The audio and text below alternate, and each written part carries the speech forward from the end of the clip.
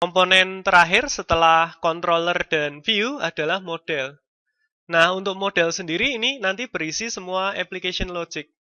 Baik itu validation logic, data access logic, kemudian kalau kita nanti mau menambahkan kode-kode untuk manipulasi data di database, itu kita taruhnya di level model. Untuk validation logic sebenarnya bisa di dua tempat, bisa juga nanti di sisi kliennya atau di sisi servernya. Kalau di sisi servernya biasanya kita tambahkan di model. Nah, setelah ini kita akan mencoba untuk membuat model yang sederhana untuk menampilkan data di view ya. Jadi model yang kita buat nanti kita isi data, kemudian data tersebut kita tampilkan di view. Nah, kita kembali lagi ke Visual Studio. Kemudian kita akan mencoba untuk membuat model sederhana di sini ya.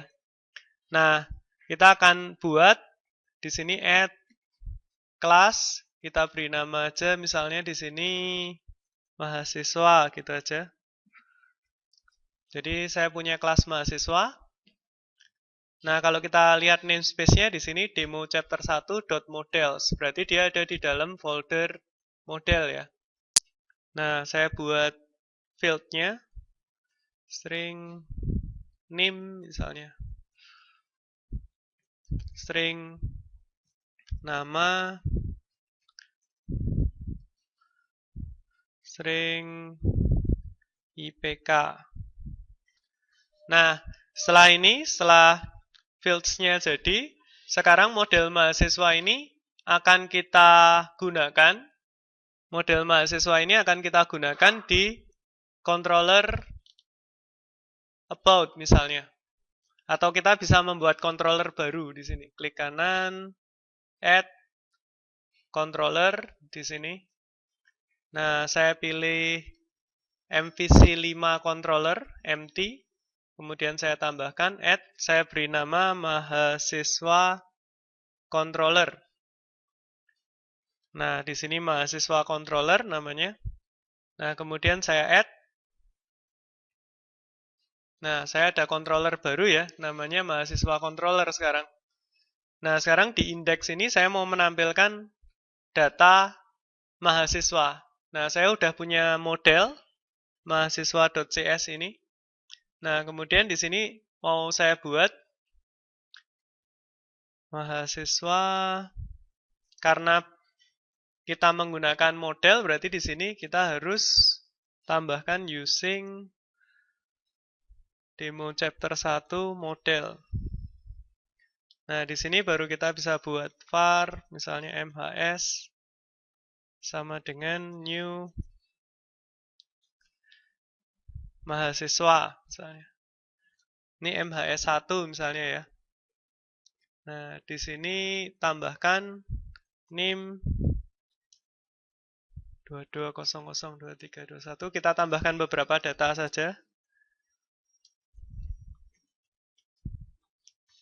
Nah, seperti ini. Kemudian untuk IPK juga saya tambahkan. Nah, ini satu data, kemudian new mahasiswa lagi. NIM.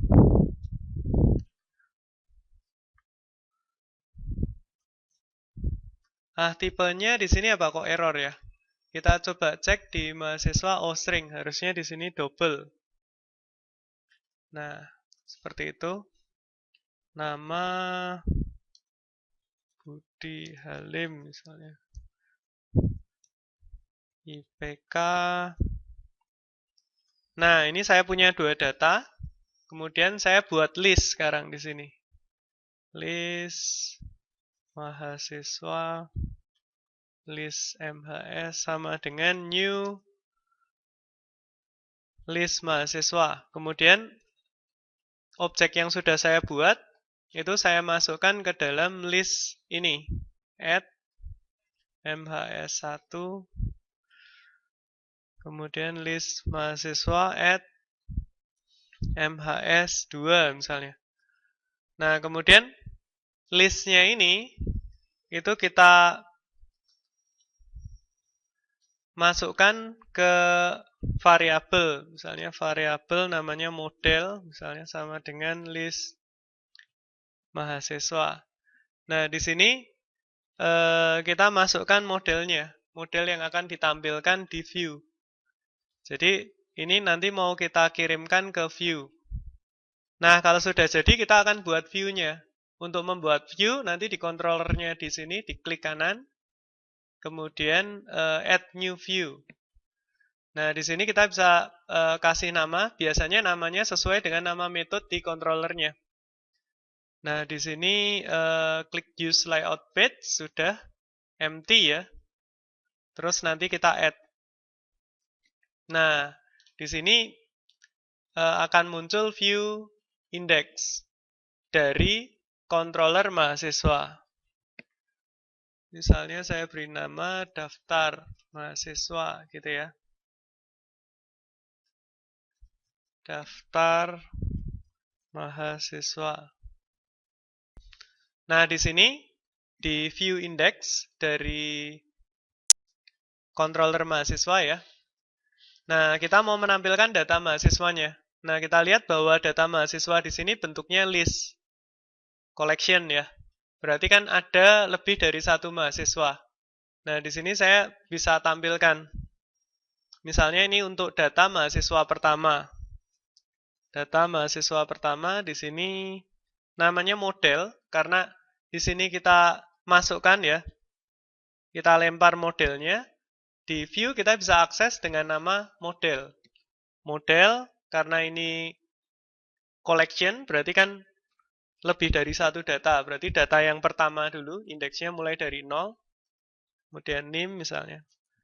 Nama add model yang ke 0 juga misalnya dot nama kemudian IPK add model yang ke 0 titik IPK misalnya seperti itu ya. Nah, sekarang coba kita jalankan apakah bisa ditampilkan. Nah, bisa ya. Ini ditampilkan data pertama, data mahasiswa pertama di sini. Nah, bisa juga kita tambahkan lagi di sini untuk data mahasiswa kedua. Ini kita masih manual, sebenarnya nanti di looping juga bisa. Ini berarti indeks yang pertama. Indeksnya pertama berarti data kedua yang akan ditampilkan. Kalau kita lihat di sini, nah ditampilkan dua nama ya. Sesuai dengan model yang kita kirimkan ke view ini. Di sini Erik Kurniawan dan Budi Halim. Nah, seperti itu. Nah, itu cara untuk membuat model, kemudian mengirimkan datanya ke view. Seperti itu. Jadi model yang kita gunakan di sini, itu modelnya yang dilempar dari mahasiswa controller itu berupa list, berupa collection. Nah, sebenarnya model ini nggak harus berupa collection. Misalnya cuma satu model gitu aja juga bisa. Kalau ini kan berupa collection, jadi ketika kita tampilkan kita harus tambahkan indeks dulu kan. Jadi yang ditampilkan ini indeks keberapa gitu. Kalau misalnya kita buat cuma satu model saja, misalnya ini saya tutup yang 2. Nah, cuma seperti ini. Kemudian di sini untuk modelnya kita masukkan misalnya mahasiswa 1 gitu ya. Karena modelnya itu cuman satu aja, cuman satu data saja.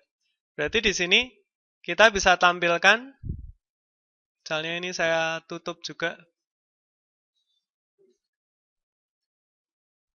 Kita hapus dulu aja nggak apa-apa, misalnya cut. Nah, di sini bisa ditampilkan tanpa menggunakan indeks. Nah, seperti ini. Nah, ini modelnya cuma satu model saja. Kalau tadi kan bentuknya list ya. Nah, misalnya kalau cuma satu model saja kita tampilkan. Nah, kalau cuma satu model, nanti di sini bisa dilihat. Nah, ini cuma satu data aja yang ditampilkan. Jadi, data yang kita buat. Nah, ini cuma satu data saja ditampilkan di model. Nah, caranya juga sama. Jadi datanya itu bisa banyak atau satu saja. Kalau datanya banyak ya seperti sebelumnya. Nah, ini datanya lebih dari satu. Sekarang misalnya datanya lebih dari satu, kita mau nampilkannya nggak satu per satu diberi indeks. Nah, sebelumnya kan kita pakai indeks seperti ini ya. Nah, sekarang kita mau modifikasi, kita tampilkan langsung menggunakan for. Kalau misalnya datanya banyak sekali kan, satu-satu dikasih indeks kan capek ya. 0, indeks yang ke 0, ke 1, ke 2 gitu. Nah, ini sekarang kita mau otomatiskan menggunakan for each. Misalnya tipenya mahasiswa in model. Nah, kita bisa tambahkan seperti ini.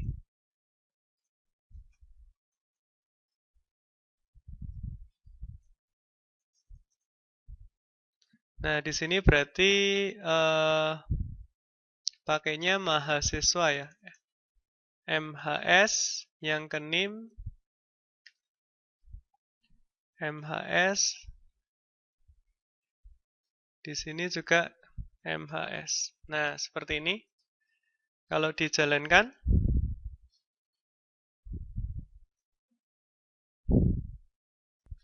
nah ini ada error. Nah, kita cek kesalahannya. Nah, karena di sini tadi di mahasiswa controller kan kita masih masukinnya satu mahasiswa. Harusnya kan di sini diganti lagi jadi model tadi ya. Nah, ini ada kesalahan di sini. Nah, setelah diganti jadi model, sekarang coba kita jalankan. Nah, di sini datanya akan ditampilkan. Jadi, dua data ditampilkan menggunakan for each di sini. Nah, kalau kita lihat di sini, pakainya for each. Nah, masih ada kekurangan di sini. Karena kalau kita tuliskan mahasiswa, misalnya mahasiswa titik IPK misalnya ya. Nah, atau mahasiswa titik nama ini nggak ada IntelliSense-nya.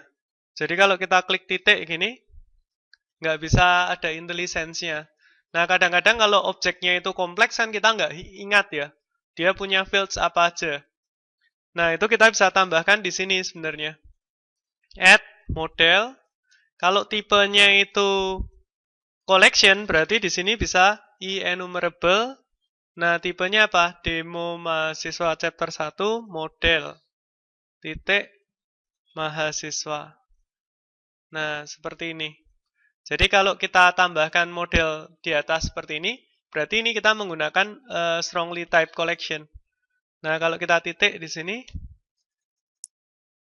misalnya model, di sini mahasiswa.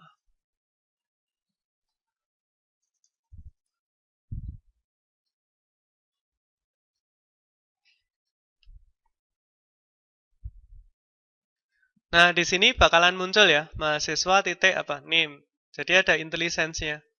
Di sini kalau kita ketik mahasiswa titik nama. Di sini mahasiswa titik IPK. Seperti itu. Jadi untuk menambahkan IntelliSense, nah kita bisa tambahkan model di sini ya, keyword model. Agar modelnya itu strongly type. Bisa kita kasih titik gitu, kemudian dia propertinya atau fieldnya akan tampil